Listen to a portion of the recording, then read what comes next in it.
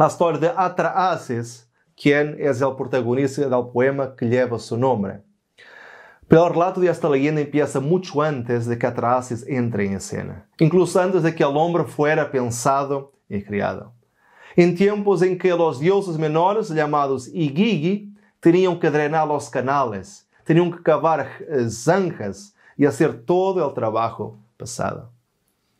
Pero después de 3.600 años de trabajo, esos dioses finalmente comienzan a quejarse y deciden declarar huelga, quemando entonces sus instrumentos de trabajo. Ya no queremos trabajar más. Y con eso los grandes dioses se reúnen para analizar entonces esta situación. Y se dan cuenta que el trabajo de los dioses inferiores es en realidad demasiado pesado. Y deciden tomar entonces a un dios, matarlo y criar a la humanidad para que trabaje para ellos.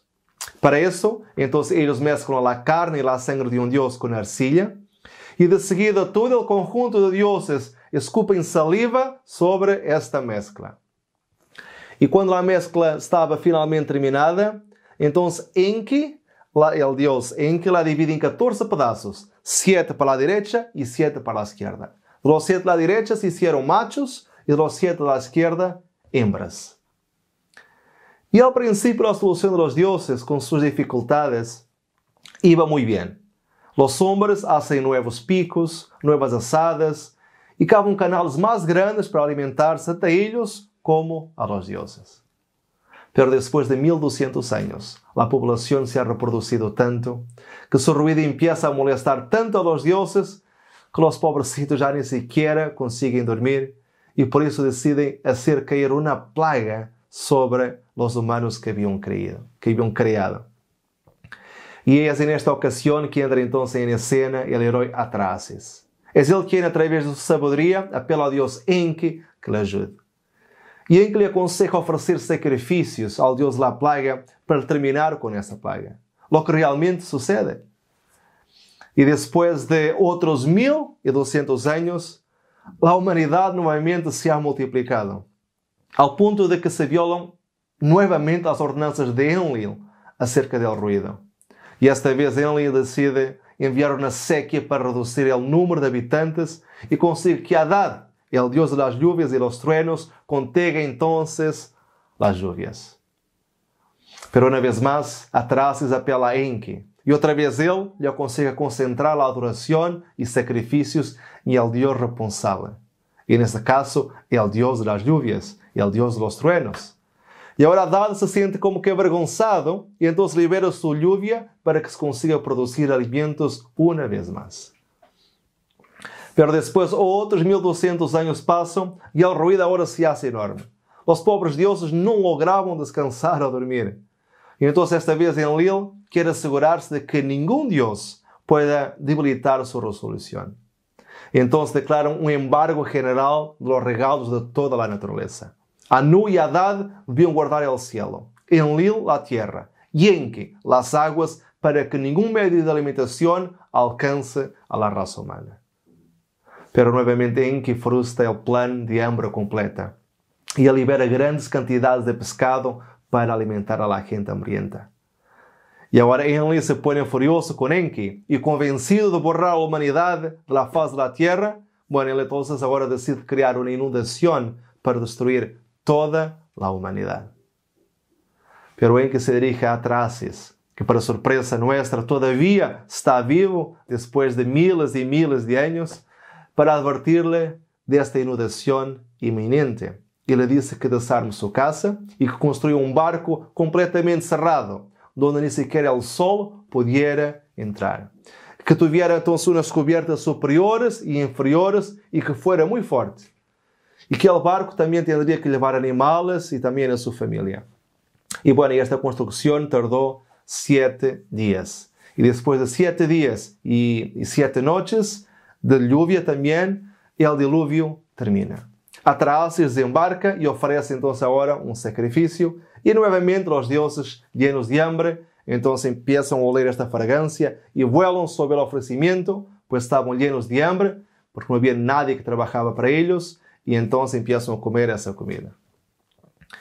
Y al terminar esa historia, la diosa Nintu hizo un collar de la piedra lapislázuli para nunca olvidar el diluvio. Y esto podemos ver cómo se asemeja entonces al relato del arco-íris, porque eso son piedras de muchos colores. ¿Y qué nos dice entonces el hecho de existirem tantas semejanzas? Porque como vimos anteriormente, ellas existen, pero también tantas diferencias entre estos dos relatos, la Mesopotámica y la Biblia. Bueno, yo entiendo que esto nos indica que se debe hacer un abordaje contextual al analizar el asunto, teniendo el cuidado de no caer en el error de la paralelomanía o entonces la paralelofobia. ¿Y cuál sería la diferencia entre la paralelomanía y la paralelofobia? Bueno, la paralelomanía es cuando se ve semejanza en todo. Muchos analizan la epopeia de Gilgamesh o el Enuma Elish y en todo ven semejanzas con la Biblia. Y esto no es verdad. Por lo tanto, es importante no estar solamente enfocado en las coincidencias, pero también en las divergencias que existen entonces entre estos relatos. Ya en la paralelofobia, encontramos las personas que dicen que no existe cualquier tipo de semejanza entre estos dos relatos, la Mesopotamia y de la Biblia. Que no existe nada igual, que todo es una gran coincidencia. Pero bueno, eso tampoco podemos decir que es verdad, pues, como vimos, existen varias semejanzas. Es caso para decir que existen muchas coincidencias para ser una mera coincidencia. Y en este comentario bíblico escrito por Gordon Wenham al Génesis, titulado World Biblical Commentary, tenemos una cita muy interesante donde él dice: el trasfondo del Génesis y el Antiguo Oriente se centra en cuestiones distintas de las que ocupan a los lectores modernos. Afirma la unidad de Dios frente al politeísmo, su justicia frente a sus caprichos, su poder frente a su impotencia, su preocupación por la humanidad frente a su explotación de la misma. Mientras que Mesopotamia defiende la sabiduría del hombre primitivo, el relato del Génesis presenta su pecado y desobediencia. En todos estos casos, no hay pruebas del más simple préstamo literario por parte del escritor hebreo. Resumiendo, el libro del Génesis tiene una manera de tratar la historia en la que, en primer lugar, se enfoca en la unidad de Dios en contra del politeísmo que encontramos en esos textos del Antiguo Oriente Medio.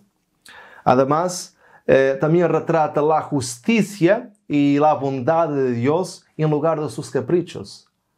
¿Se acuerdan que en algunos de estos relatos el diluvio vino porque el ser humano empezó a hacer mucho ruido, lo que incomodó el sueño de los dioses? Y entonces ellos ahora se irritaron mucho por el ruido que ellos hacían mientras trabajaban para ellos mismos, y entonces deciden enviar el diluvio para entonces matarlos y destruirlos. Pero en la Biblia no fue así. El diluvio vino debido al pecado del hombre, y no porque Dios se enojó por el ruido que los hombres hacían al trabajar para él. Es muy distinto. Pero como dice Gordon Wenham en este comentario al Génesis, él dice que Génesis presenta un Dios que se preocupa por la humanidad, y no uno que se deleita con la explotación de ella, haciéndolo trabajar para poder dormir y vivir una vida de ociosidad. No, es completamente diferente. Y me gustaría darles a conocer también este libro, titulado Ancient Orient and Old Testament, escrito por Kenneth Kitchen, que es una obra de referencia para todos aquellos que desean conocer más sobre la historia del Antiguo Oriente Medio y su relación con la Biblia. Es muy interesante. Y él dijo algo muy interesante en este libro. La suposición común de que este relato bíblico es simplemente una versión simplificada de las leyendas babilónicas es un sofisma en su base metodológica. En el Antiguo Oriente Próximo, la norma es que los relatos y las tradiciones pueden surgir por adición o adorno en la elaboración de leyendas, pero no lo contrario. En el Antiguo Oriente, las leyendas no se simplificaban hasta convertirse en pseudohistorias, como se ha sugerido para el Génesis. ¿Qué nos dice entonces este comentario de Kenneth Kitchen en esta cita que leemos? que la regla usada en el antiguo Oriente Medio era que los relatos de algo ya escrito anteriormente podrían surgir en la elaboración de leyendas o de mitos, pero no el contrario. Y que además, al crear un texto derivado de un original, siempre se le acrescentaba algo. O sea, el texto original siempre era más simplificado. Já el derivado o plagiado era más complejo y más embelezado. Pero cuando nosotros comparamos el Génesis con esas literaturas, nosotros nos damos cuenta precisamente de lo contrario. Ellas son más embelezadas, más poéticas, y el Génesis es más resumido. Entonces lo que Kenneth Kitchen afirma es que eso por sí solo es una prueba de que Génesis no plagió esos mitos, porque si el Génesis fuera una copia plagiada de estos mitos sumerios y mitos babilónicos, entonces él debería ser mucho más complejo, mucho más poético, fantástico y con una riqueza de detalles mucho mayor que cualquier de estos mitos. Pues el Génesis fue escrito mucho tiempo después de ellos. Pero no es eso que vemos.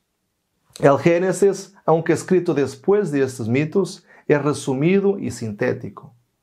Lo que nos comprueba entonces que según el género literario utilizado en el antiguo Oriente Medio, es imposible que el Génesis sea un plagio de estos mitos sumerios.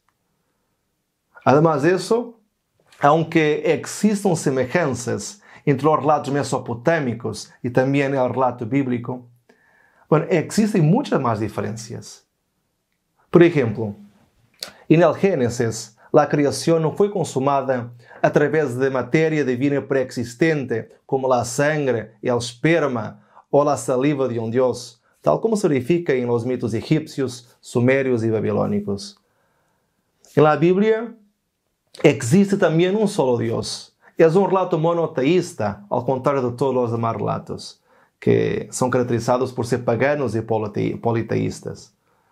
También en la Biblia la materia no es eterna, no es preexistente, que no da origen a los dioses, como estos mitos afirman. Por el contrario, la Biblia enseña que Dios es eterno y es Él quien da origen a toda la materia. En las Sagradas Escrituras, la creación tampoco resulta de una batalla entre dioses, como en el caso del relato de la creación egipcio, donde el dios Sol Ra lucha contra el dios Océano Num, o el relato babilónico del Enuma Elish, donde Marduk, el dios del orden, lucha y vence a Tiamat, la serpiente divina, y empieza su obra de creación, entonces con su cadáver. Eso no pasa con el Dios del Génesis, el cual no ha creado agua, montañas o vegetación a través de la materia de otra persona o de otro Dios. El Dios de la Biblia creó todo ex nihilo, o sea, a través de la nada y a través de su palabra. Y en esos mitos, los dioses y los hombres son violentos, son mentirosos, son traicioneros y son asesinos. Pero en la Biblia Dios es un Dios de amor y el hombre fue criado sin pecado. Y también, al contrario de los mitos del antiguo Oriente Medio, que describen dioses que han creado los humanos para su propio beneficio y para que trabajen para ellos, la historia bíblica de la creación relata un Dios que crea la humanidad para el gozo y para la felicidad de ella misma, donde el hombre es visto como un mayordomo y que tiene el dominio sobre todos los animales y sobre todas las plantas. Y también, al contrario de los mitos mesopotámicos, en los cuales el descanso es un beneficio que los dioses gozan por el trabajo por el trabajo de los humanos, la Biblia menciona el día sábado como un regalo de Dios para la humanidad, para su propio descanso. Por lo tanto, lo que podemos constatar es que el relato de Génesis corrige y desafía implícitamente las afirmaciones de estos mitos antiguos de la creación. Y esto lo hace al afirmar la unidad y la soberanía de Dios, al describir los cuerpos celestes y las criaturas del gran mar como su creación, y al presentar a los seres humanos como sus mayordomos y verdaderamente portadores de su imagen, en vez de una creación tardía, nacida de la necesidad o del ocio divino. Así que, fundamentalmente y resumidamente, el hecho de existirem tantas diferencias entre los relatos mesopotâmicos y bíblicos se debe a que los dioses de los mitos mesopotámicos fueron criados por el hombre, y a imagen y semejanza del mismo. Por eso es que esos dioses son caprichosos, airados, capazes de matar por banalidades como la irritación del ruido o falta de sueño. O sea, fueron criados por hombres y por eso tienen sus características. Ya en la Biblia, es Dios quien crea al hombre a su imagen y semejanza, y no al revés. Y por eso es que Adán y Eva, antes de la caída, son caracterizados como seres santos, puros y perfectos. Pero aún así, una cosa es cierta: existen varias semejanzas entre los relatos, y no podemos negar lo que está delante de nosotros. Así que, ¿cómo podemos explicar esto?